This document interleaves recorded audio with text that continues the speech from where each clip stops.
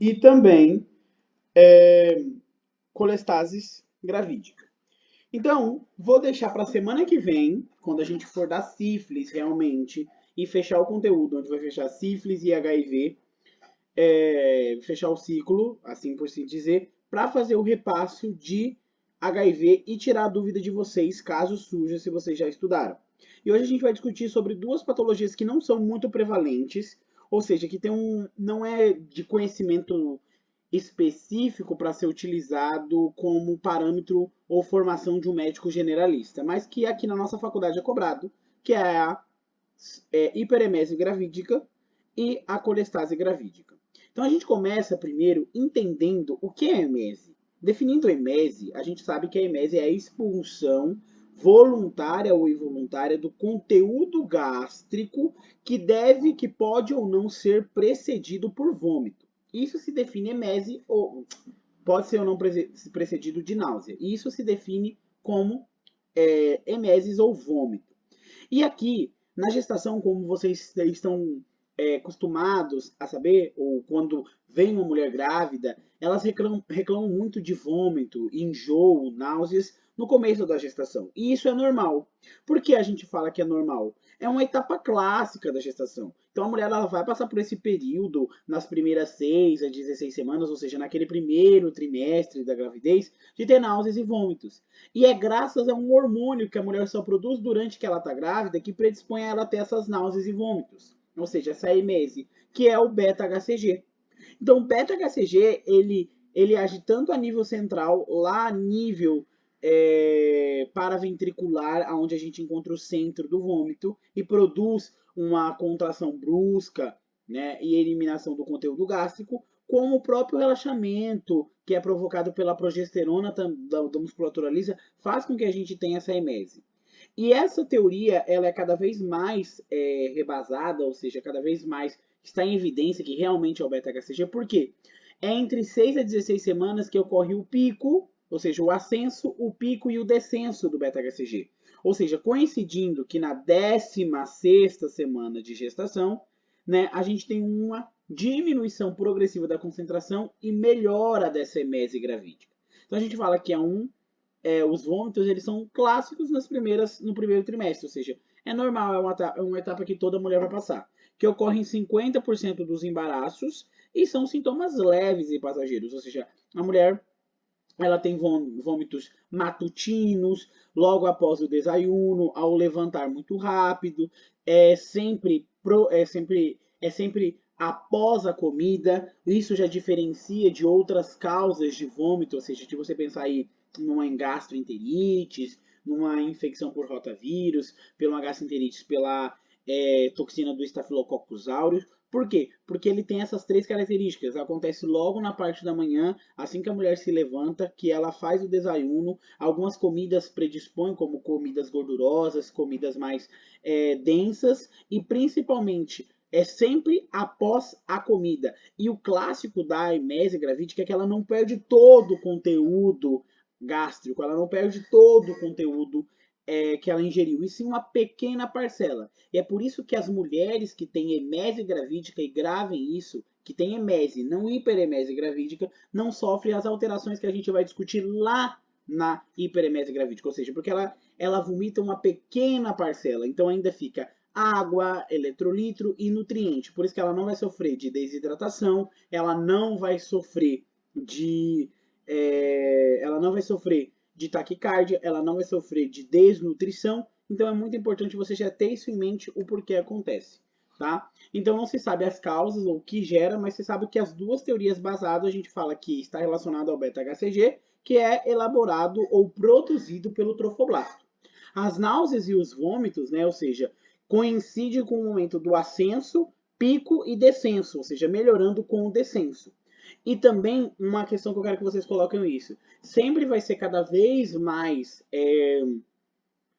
relacionado a ter episódios mais frequentes ou até mesmo mais graves quando o beta-HCG estiver aumentado. E que situações que a grávida aumenta, que aumenta a concentração de beta-HCG? Ou seja, quais são as situações que elevam essa concentração? Então a gente tem que ter em mente sempre que as entidades que elevam a concentração de beta-HCG são aquelas onde a massa placentária é maior. Então no embaraço gemelar, numa mola, numa gravidez molar, tá? E também transtornos psicossomáticos. Os transtornos psicossomáticos estão muito relacionados àquelas mulheres que elas têm algum trauma e elas engravidam. E mesmo assim elas têm uma rejeição neurológica, elas têm uma rejeição neuronal, ou seja, a nível da sua psique da gravidez. E, consequentemente, quando ela tem essa alteração psicológica, acontece um desequilíbrio na produção hormonal que não se sabe porquê e predispõe a mulher a sofrer de um processo mais grave, de um processo mais acentuado da emese gravídica, que logo após as 16 semanas vai poder ser encaixado dentro da hiperemese gravídica. E qual é a sintomatologia da emese gravídica? Ou seja, uma situação fisiológica. A gente está falando aqui do que é fisiológico, não é patológico ainda. Isso aqui é o que acontece. Então, como eu falo, são sempre vômitos procedidos, ou seja, precedidos de náusea. Ocorre sempre amanhã, ou seja, durante a manhã, no período matutino, ao levantar-se, e depois das comidas. Se diferencia dos vômitos de outras causas orgânicas, infecciosas, por três características. A primeira eu já falei para vocês, que é segundo o horário, né? Ou seja, acontece na parte da manhã, após é o momento de aparição. O momento de aparição é logo imediato à ingesta de comida. E acontece sem esforço, ou seja, a mulher não tem aquela contratura involuntária dos músculos retos sob o diafragma para aumentar a pressão intraabdominal e, consequentemente, fazer com que a mulher tenha emese. Não, é involuntário. Ela tem a náusea e logo ela já vomita, ou seja, sem grandes esforços, tá? É precedido sempre de náuseas e se acompanha de cialotorreia, espasmos, dor no epigastro. Só que a mulher na emese gravídica, ela tem o quê? Um bom estado geral, porém pode haver o quê? Astênia. Tá? Lembrar também que os olores, como tabaco, os ambientes da cozinha, perfumes, podem presidir, ou seja, podem fazer com que esse centro de vômito localizado lá no bulbo, né, lá paraventricular, a zona zeta, que vai fazer com que a gente tenha ali essa comunicação, formação tanto central como periférica do centro do vômito, sejam mais sensíveis aos olores, né?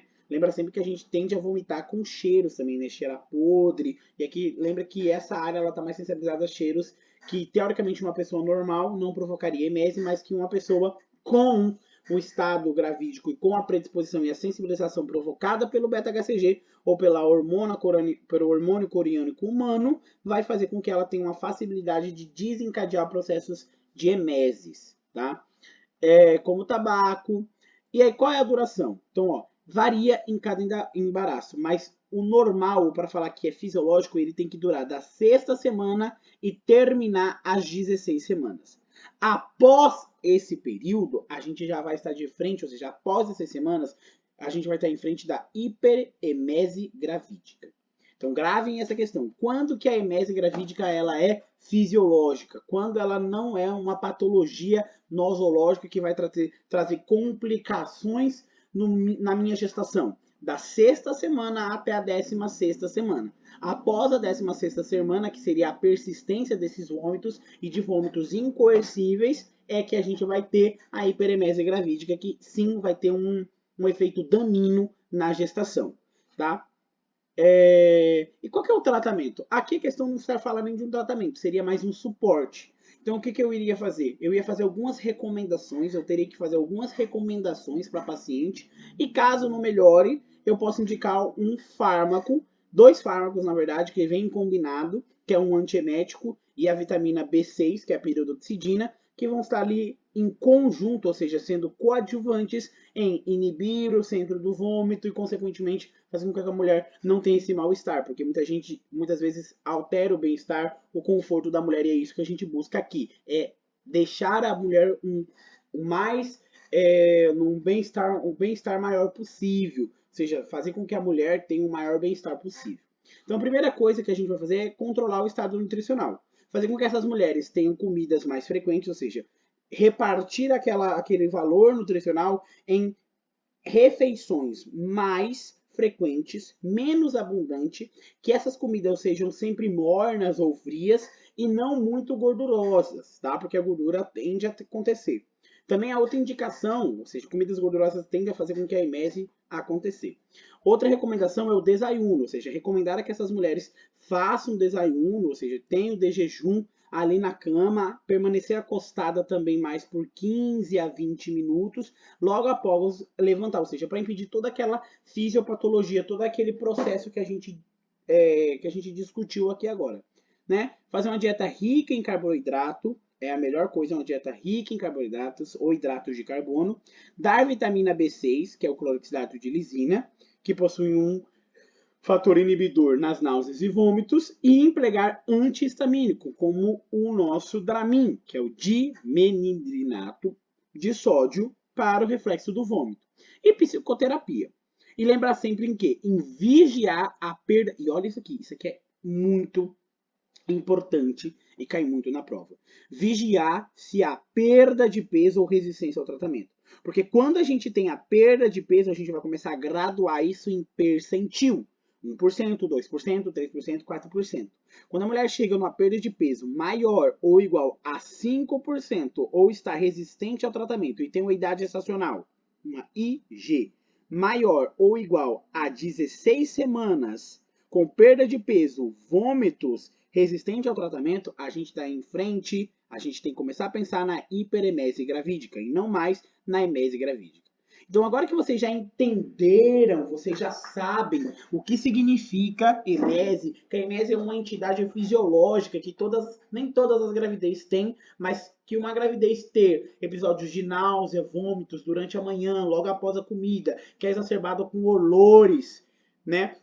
Com alguns odores, como, por exemplo, perfume, algum cheiro de algum alimento, tabaco. Lembrar que isso é normal até 16 semanas. Após 16 semanas, e se persiste, pensar em hiperemese gravídica. E outra questão também, antes de 16 semanas, se a paciente tem perda de peso e resistência àquele tratamento instituído, ou seja, eu fiz as medidas higiênico-dietéticos, ou seja, repartir mais as refeições da minha paciente em menor quantidade, frias, não muito gordurosas, dieta rica em carboidrato, fiz ela desayunar na cama, permanecer deitada de 20 a 15 minutos, de 15 a 20 minutos a mais tempo, e ela está resistente, ainda tem muitas náuseas e vômitos, essas náuseas e vômitos se tornaram incoercíveis, ou seja, a mulher vomita, que acaba alterando, levando a desidratação, desnutrição, perda de peso, a gente tem que já pensar também na hiperemese gravídica.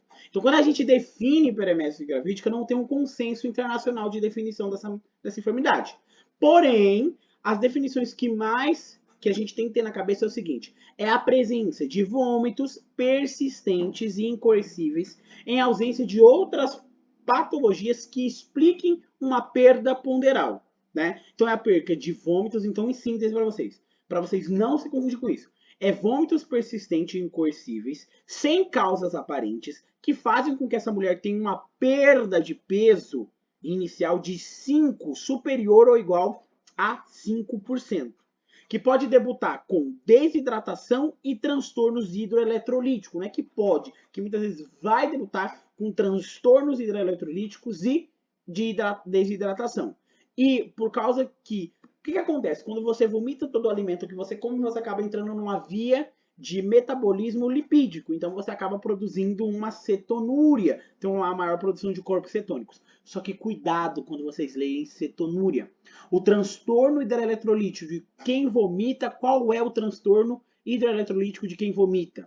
Quando você vomita, você está eliminando dois íons, duas moléculas muito importantes, que é os prótons de hidrogênio e os íons de cloro. Então, quando você elimina,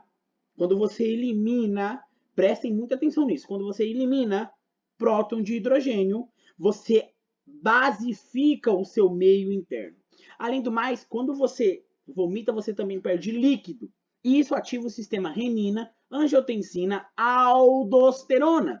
Quando você ativa isso, porque você tem uma volemia diminuída, o seu corpo entende essa perda de água como uma diminuição da volemia, o que acontece em seguida? Você ativa esse para tentar manter uma volemia estável. E quem é a vilão desse sistema renina, angiotensina, aldosterona? É a aldosterona. Porque a aldosterona lá a nível renal lá nos túbulos contorneados distais e túbulo coletor, ela faz a troca numa situação fisiológica do que? Ela reabsorve sódio e água e troca por um íon de um próton de hidrogênio. Só que aqui, nessa situação, você já está perdendo prótons de hidrogênio. Então, o que a aldosterona faz? De vez trocar o próton de hidrogênio pelo sódio e potássio, ela vai, pelo sódio e água, perdão, ela vai trocar o sódio e a água, ou seja, reabsorver sódio e água e excretar, ou seja, eliminar pela urina potássio.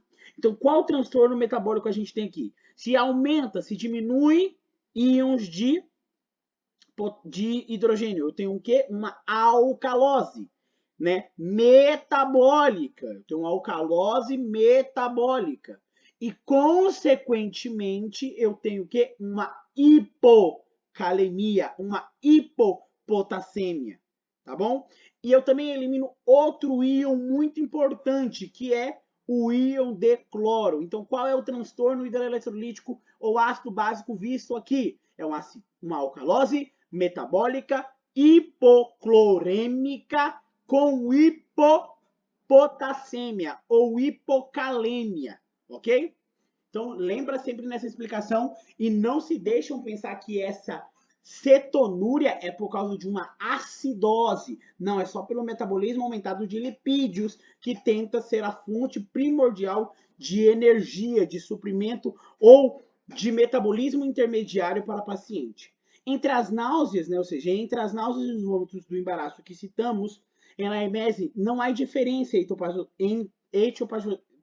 etiopatogênica entre a emese e a hiperemese. O que acontece aqui é o seguinte, que aqui a gente tem o quê? Os vômitos têm uma maior intensidade e uma maior duração, e eles podem produzir algumas disfunções, como hepática, passageiro, e muitas vezes pode colocar a gestação em perigo para alguns outros transtornos. Qual é a etiologia que a gente já sabe? A gente sabe que as emeses vão ser dadas, ou vão ser muitas vezes a emese, a hiperemese, também vai estar controlada por altos níveis de beta-HCG. E a explicação eu já falei para vocês. Se dá porque está relacionado com esse humor por motivos óbvios, que a emese ela está relacionada com ascenso, descenso, que vinha diminuindo. E na hiperemese a gente tem uma condição crônica, ou a gente tem uma condição onde há uma grande produção de beta-HCG pelo trofoblasto, que consequentemente faz com que a paciente desencadeie vômitos incoercíveis. E gravem isso para a vida de vocês. Quais são essas situações que cursam com elevados níveis de beta-HCG? Mola e embaraço gemelar. São os principais que podem cair, tá? Problemas psicológicos e Helicobacter pylori. Os principais fatores de risco seriam uma história pessoal ou familiar de hiperemese gravídica, massa placentária aumentada, gestação molar, gestação dupla, enxaqueca e gestação de feto feminino. A gestação do feto feminino está baseado muito, né, nos níveis altos de estrogênio. Porque fala o seguinte, que níveis altos de estrogênio já produziriam, ou seja, já seriam um hormônio emetizante, ou seja, emético. Por quê? Porque estudos demonstraram que as náuseas e vômitos estariam relacionados com níveis altos de estradiol. Não se sabe a explicação, mas se sabe que ele é emetizante. O estradiol é um hormônio emetizante. E qual é a sintomatologia? Não há diferença naqueles vômitos que a gente viu lá na emese. O que acontece aqui, ou o que diferencia, o que tende é o agravamento do quadro. Porque a gente falava que lá era náuseas e vômitos após a comida em pequena quantidade. Aqui não. Aqui são náuseas e vômitos incoercíveis em grande, ou seja, numa maior intensidade e maior frequência, que compromete, lembra que lá eu falei que não comprometia, a mãe estava num bom estado geral, na emese.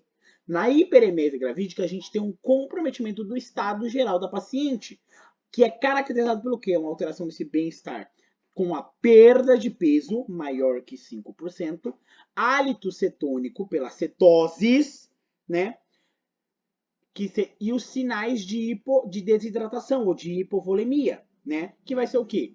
Desidratação, taquicardia, hipotensão e sequidade de mucosa. O diagnóstico, né, da hiperemese ela deve ser rápida e precoce. Por quê? Lembra que uma mulher desnutrida, uma mulher desidratada, vai acabar entrando em choque, pode chocar e perder a gestação ou muitas vezes levar ela à morte, tá? E lembrar sempre que nós temos o pior prognóstico ou está maior ou um prognóstico mais sombrio está associado com essas alterações tardias, como a neurite periférica, encefalopatia por deficiência de vitamina B6 e síndrome hepatorrenal e até mesmo coma essas mulheres podem apresentar. E lembra que se as mulheres apresentam isso aqui, pergunta de prova, quais são as alterações de diagnóstico, quais são as alterações que têm um prognóstico sombrio? Neurite periférica, encefalopatia por deficiência de vitamina B6 e síndrome hepatorrenal e coma também, tá? Lembra sempre que esses têm um prognóstico malo, tem um prognóstico sombrio. E a gente classifica de acordo com o período de instauração, porque imagine o seguinte, vocês começaram a vomitar. Vomitou. Então qual é o primeiro sinal com uma pessoa que não se alimenta e está vomitando muito? O primeiro vai ser um enfraquecimento. Então o primeiro período da hiperemese gravídica é você enfraquecer. A mulher vai enfraquecer. E como se reflexa, ou seja, como eu posso mensurar que uma pessoa está fraca?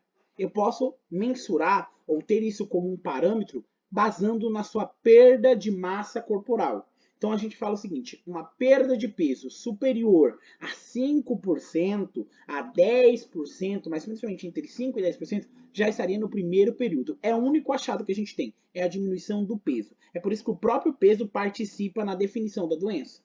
Logo vem o segundo período, que é o de taquicardia, ou como eu costumo chamar, do período de desidratação, né? Que você começa a vomitar, você vai perdendo água. Água. E como nós reacionamos com a desidratação? Taquicardia, hipotensão, oligúria, deficiência muscular, déficit muscular, né? Uma perda de peso mais acentuada, maior que 5%, e clássico nesse segundo período. Com os vômitos, há uma perda de potássio, sódio, hidrogênio e cloro, que vai levar a uma alteração hidroeletrolítica ou no meio interno, que é uma alcalose metabólica, hipoclorêmica e hipocalêmica. E lembrar sempre que a hipopotassemia ou hipocalemia vai provocar alterações eletrocardiográficas. Vai aumentar o intervalo PR, aumentar a onda P e fazer uma inversão da onda T, que consequentemente pode levar a mulher a desenvolver o quê? Uma arritmia ventricular mortal. Tá bom? E o terceiro período, que é o período nervoso. Esse já é um período sombrio, já é um período com prognóstico mau. Aqui a mulher já está tão desidratada, tão negligenciada, que ela já tem alterações periféricas, já tem uma inflamação, uma neurites periférica, que vai ter uma diminuição dos reflexos profundos, por exemplo, vai ter uma hiporreflexia e também vai ter uma diminuição da sensibilidade. Então, olho com isso aqui. E como eu vou avaliar essa paciente? Tá, Gustavo, eu vou receber essa paciente, como eu vou classificar ela? Porque eu preciso classificar, determinar se essa paciente tem ou não critérios de internação, que a gente já vai ver, e instaurar um tratamento.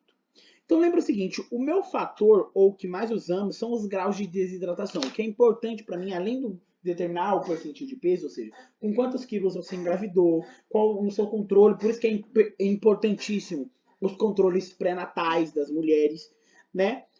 O peso define a doença. E agora eu vou estadificar a doença a partir do exame físico. Vocês vão fazer o seguinte, como vocês avaliam desidratação? Primeiro, a gente tem o sinal das plegas, mucosa seca, ou seja, avaliar plague, signo do plague, lembra? Faz uma pinça com o dedo indicador e o dedão e eu puxo e vai fazer um sinal, eu não estou desidratado, estou bem hidratado, a minha plega volta instantaneamente. E eu vou fazer o sinal da plega, do plague, ver a mucosa e os olhos, né? Se vão estar retraídos ou não. E aí, se essa paciente tiver o signo da plega, pele e mucosa muito seca, um signo do plague que volta, né, em menos de um segundo, e olhos retraídos, ela está no grau de hidratação entre 5% e 10%. Quando que ela vai estar com 10%?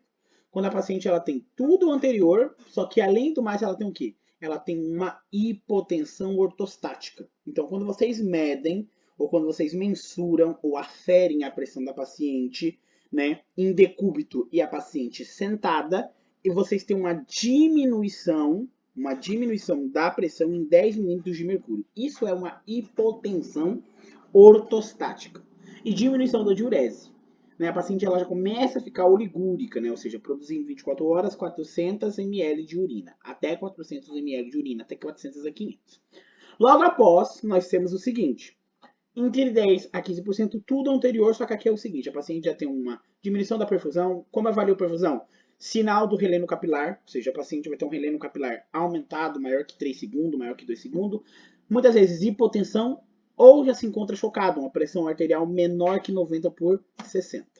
Tá bom? O diagnóstico é clínica, ou seja, vômitos persistentes e incoercíveis, resistentes ao tratamento, associados a uma idade gestacional maior que 16 semanas e que altera o estado geral da paciente. Eu vou fazer o diagnóstico assim.